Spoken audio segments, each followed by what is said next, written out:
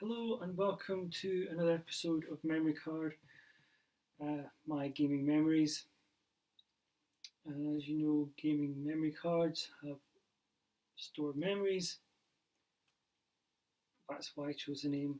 I thought it'd be nice and apt. So today I want to talk about Mario Kart on the GameCube, or to give its name, Mario Kart Double Dash. So, uh, what did I like about this game?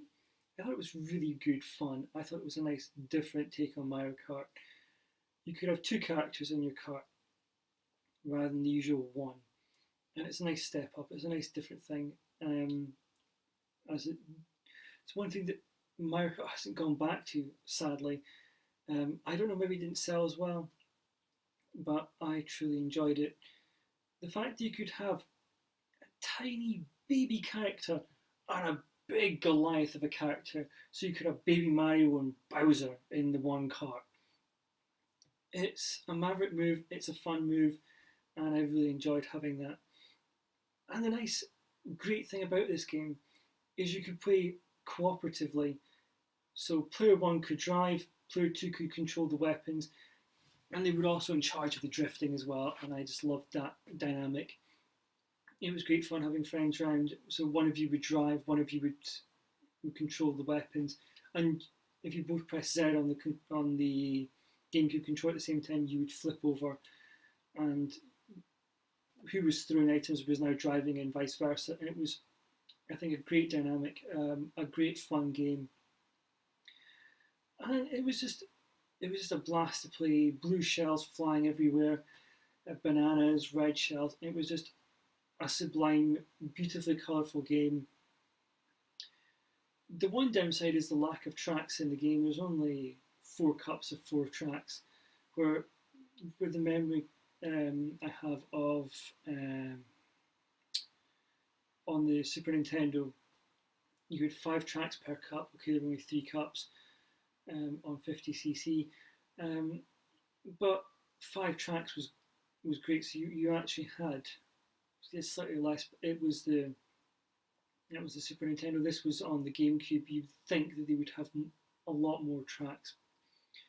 The saving grace, though, was the All Cup Tour. The All Cup Tour was just a brilliant idea.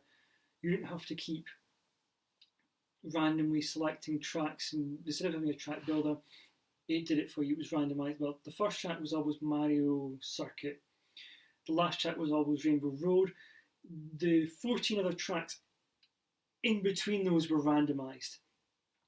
So you could have super easy ones followed by devilishly harder ones, and it was great fun. There was the Donkey Kong level with the barrel cannon that just launched you up that mountain. Rainbow Road was quite memorable as well. I always was pants at it. That was the one that would knock me down on 150cc. That was the one that I was my stumbling block on that game. Um, I could master the other tracks and could get perfects on those, and then come eighth on 150cc on that one. Um, but if you've been kicking butt all the way through, you've already got loads of points anyway. Um, so the last track was maybe not necessary for you to win it. Another thing I liked about this is it gave you your records as well. So you could see what cart you ran the races with, how many points you got, and whether you got gold, silver, bronze, or nothing. Um, the nice little touch for the trophies, how they actually bothered to create a fun little trophy. And here you also had the trophy cart as well, the cart you had on the parade at the end. This weird golden cart with the mushrooms on the either side of the tail lights. Um, it was a wallowy piece of junk, but you could use it. Um, it was great fun. You could there were so many characters in this game. There was Waluigi, there was Wario, there was PT Piranha. What happened to PT Piranha? Not only did PT Piranha exist in that game, PT Piranha had his own car. It was these pipes. classic Mario pipes were a cart. There was a big pipe at the back and a small diddy pipe at the front.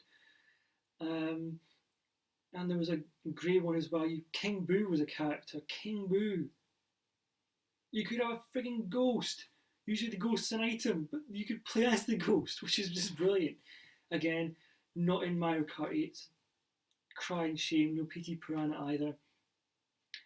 But I really enjoyed that game. The dynamic of having two characters in the one cart, being able to hold two items. There were some great items in there. There was the golden boost. I really liked the golden boost. That was just awesome. It seemed to be more prevalent if you were playing as Toad. It was easier to get the golden boost, I think. From what I can remember, there were character specific ones. There was the chain chomp too, which would drag you around the track like a manic, massive chain chomp, just dragging you around. Brilliant fun, anarchy galore. It was just, it was a crazy game. Like all Mario Karts are, it's karting but fun. It's not this turgid driving sim. It's a fun, packed family entertainment fest. Um, Whether you're 6 or 60, it's just a fantastic game. You don't need to have the reflexes of a ninja to be good at it, because you could be back of the pack and then just get loads of boosts and red shells and a blue shell, and you can just catapult yourself forward into first place. It's just mayhem. It's great fun. It is just a joy to play that game. My characters were the Koopas, or I would go Toad if I could, if I was playing on my own, if I was fast enough, because only each person could, like only one person could play if you play multiplayer as that character. So if someone took that character, that was you sunk rather. So you had to play someone else. So my favourites were the red Koopa with the wings, because um, your weapon was you juggled three red shells.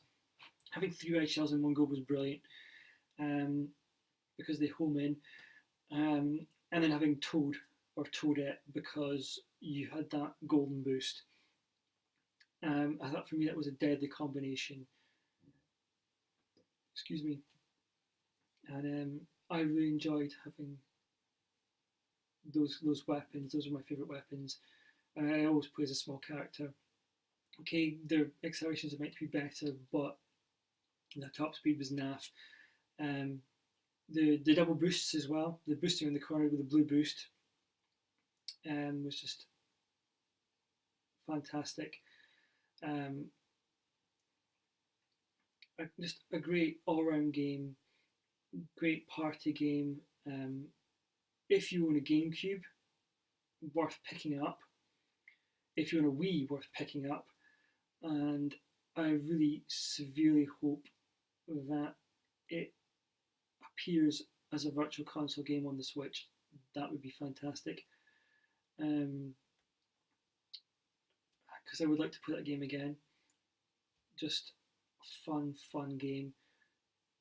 Great to play with everybody. Like I said earlier, lacking in courses, but with the All Cup Tour and of course Mirror Mode as well, having the courses reversed was just adds to the anarchy of the whole game in general. The characters, the colours. It was just a fun game. Definitely worth playing. I hope they bring it to the virtual console because I would like to play that game again. It's a top-notch game, just fantastic. If you agree with me, say so in the comments below. And if you like these videos, please do subscribe. Cheers.